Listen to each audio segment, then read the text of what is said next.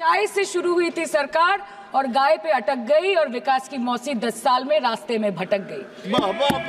Sir, इस देश के लोगों का यही है किस्सा कि जिसको जिताया वो राजा की तरह जाएगा और जिन्होंने जिताया वो फकीर की तरह। बंगाली में हम एक बात बोलते हैं कि समय गेले साधन होबे ना।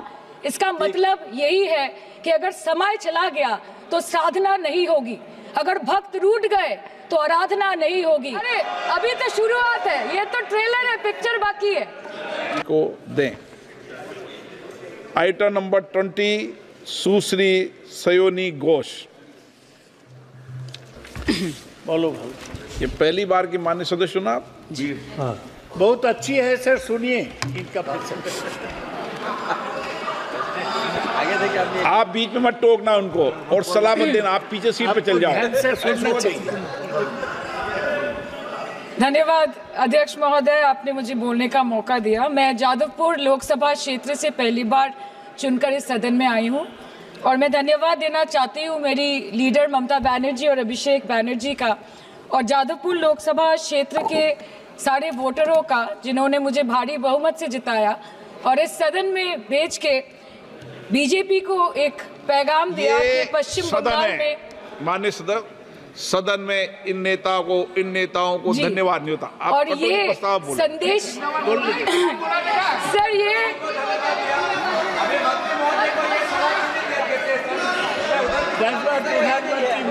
Sir okay sir, no problem sir. Sir मैं धन्यवाद देना चाहती हूँ जादवपुर लोकसभा क्षेत्र के लोगों का जिन्होंने मुझे भारी बहुमत से यहाँ पे जिता के भेजा और ये पैगाम दिया कि पश्चिम बंगाल में नफरत की रणनीति और धोखेबाजी की राजनीति नहीं चलेगी। अध्यक्ष महोदय, मैं उम्मीद करूंगी कि आज आप मुझे पूरा बोलने का मौका दें क्योंकि हाल ही में हुए नीति आयोग की जो मीटिंग हुई थी वहां पे हमारी माननीय मुख्यमंत्री जो देश की एकमात्र महिला मुख्यमंत्री भी है, उनका माइक बीच राह में ऑफ कर दिया गया था। वो बंगाल के अरे अभी तो शुरुआत है, ये तो ट्रेलर है, पिक्चर बाकी है।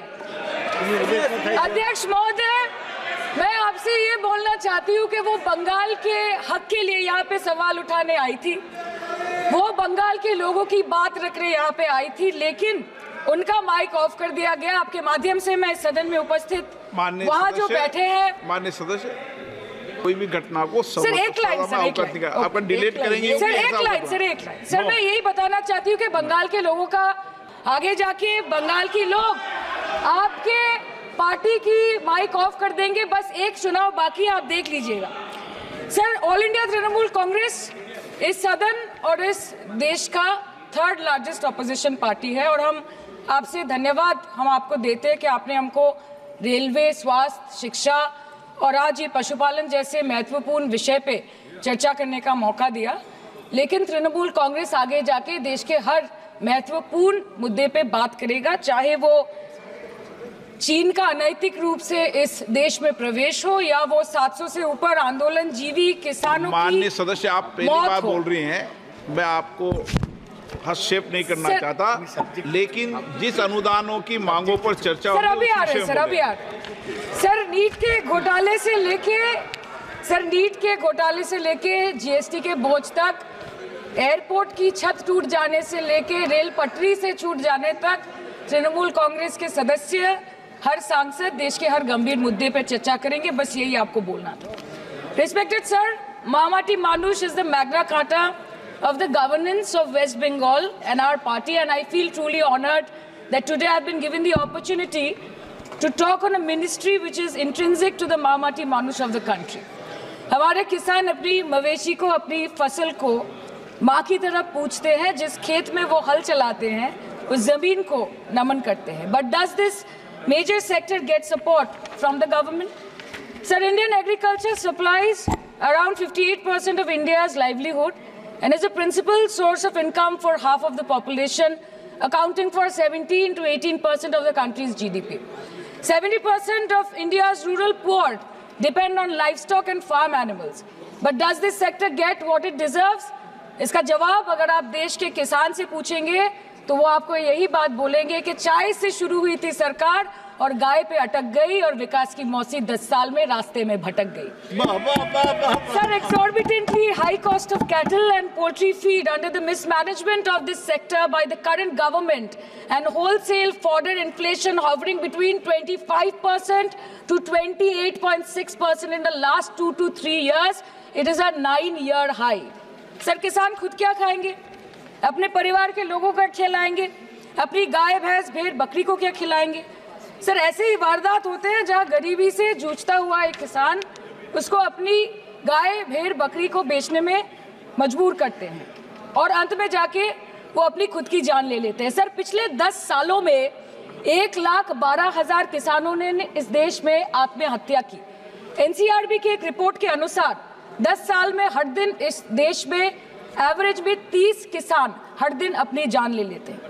सर, इस देश के लोगों का यही है किस्सा कि जिसको जिताया वो राजा की तरह जाएगा और जिन्होंने जिताया वो फकीर की तरह। सर, ये बहुत गौरक्षा की भी बातें करते हैं। देश के लोगों को ये पता होना चाहिए that there is a fodder crisis in India and the union minister has himself stated in a written reply in Rajya Sabha that yes, the country is deficit in fodder. So it means that cows are dying without food in government-owned goshalas, especially the BJP-ruled state.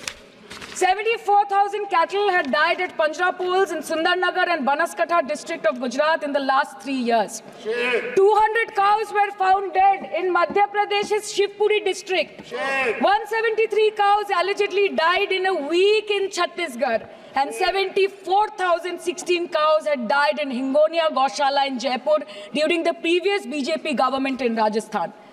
तो sir, पहले खाना ही नहीं मिला, fodder crisis, फिर मिल भी जाए तो इतना महंगा कि किसान खरीद ही नहीं पा रहा है, फॉडर इन्फ्लेशन, और सर खाना मिल भी जाए तो पशुओं की बीमारी। उससे मुकाबला करने के लिए इस सरकार ने क्या किया?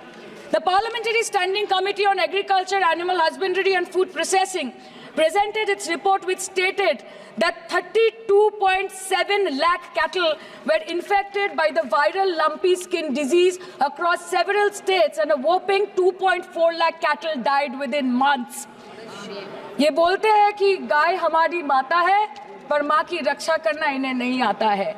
अध्यक्ष महोदय, हम सब जानते हैं कि इस मिनिस्ट्री के अंतर्गत डेयरी भी आता है और भारत इस पूरी दुनिया में दूध के उत्पादन में नंबर 1 है, contributing to almost 24.46% of global milk production. But since the government has not been able to bridge the gap between demand and supply, it has successfully turned the country from being the largest producer of milk to an importer of milk. In the last 10 years, due to the stagnation in milk production, the gains of white revolution has been systematically whitewashed. The dairy farmers are forced to throw buckets of milk on the highway protesting against meager remuneration for their produce. And the price of milk, on the other hand, has increased by a massive 55% in the past 10 years. It was rupees 36 per litre in 2014 and now rupees 56 per litre in 2024. When this government came to power, the first thing the milk producing companies regulated by it did was to increase the price of milk by rupees 2 per litre. This was their revenge on the people of India for not providing a majority to the BJP. आम आदमी के दूध, छाछ, लस्सी, दही, पनीर पर 5% की GST, cream, condensed milk, मक्खन, घी पर 12% की GST और अमीरों के हीरो पर सिर्फ 1.5% की GST। सरकार उनको रिलीफ नहीं देती है जो विदेश में जाके मिल्क शेक और लाते की चुस्कियां लगाते हैं। ये सरकार उनको रिलीफ नहीं देती जो आम आदमी 2 पैकेट दूध खरीदने से पहले 10 बार सोचता है। सर, बचपन से हम सुनते आए थे कि संडे हो या मंडे रोज खाओ अंडे। India rank 2nd in egg production in the world और अंडे का फंडा यही है सर कि भारत के बच्चों के किस्मत में महीने में एक अंडा नहीं मिलता। मिड डे मील के चलते हफ्ते में अगर एक आध अंडा मिल भी रहा था तो कहीं धर्म के नाम पे तो कहीं महंगाई के चलते उसे बंद करने की मांग उठ रही है। Sir, more than 50% children under the age of 5 suffer from chronic malnutrition in the country and roughly 17% children are underweight, and yet most BJP ruled states do not serve eggs in mid-day meal scheme. This is the example of Poshan Kal in India. Sir, अंत पे आते हैं मच्छी पे।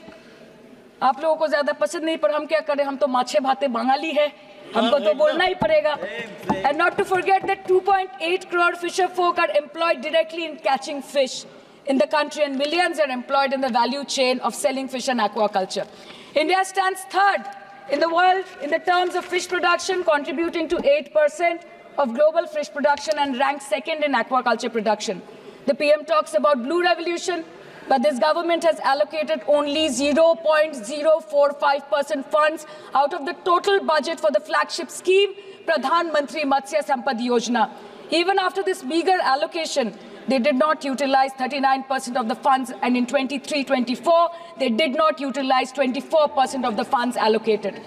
और sir, भले ही सरकार को मणिपुर शब्द से एलर्जी हो, but the fact remains that 1.5 years of lack of governance in the state has led to endangering of the fish species in India's largest freshwater body in Manipur, the Loktak Lake.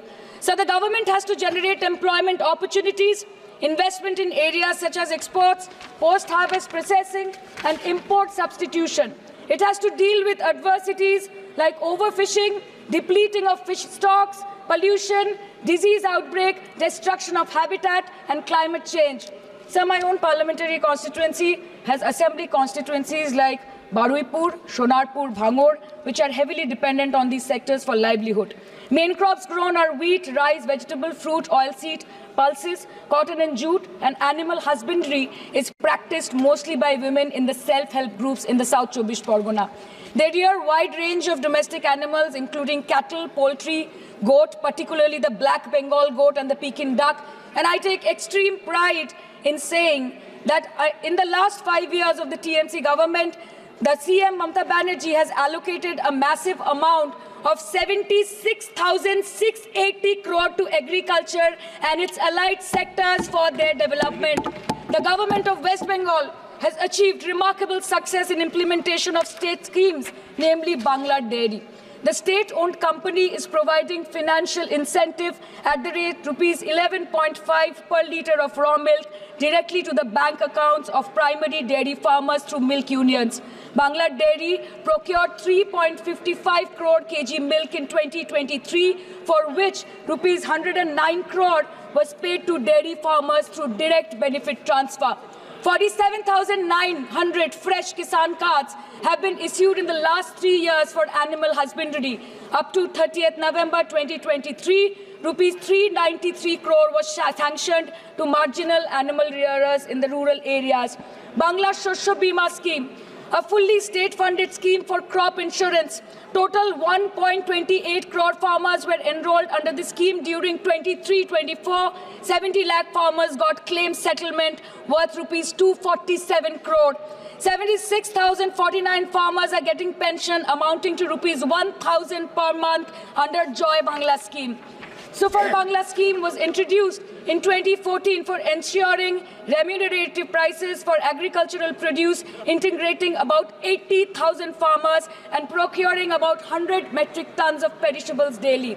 The annual turnover of this project is now rupees 106 crore. 77 new stores have been opened in financial year 23-24.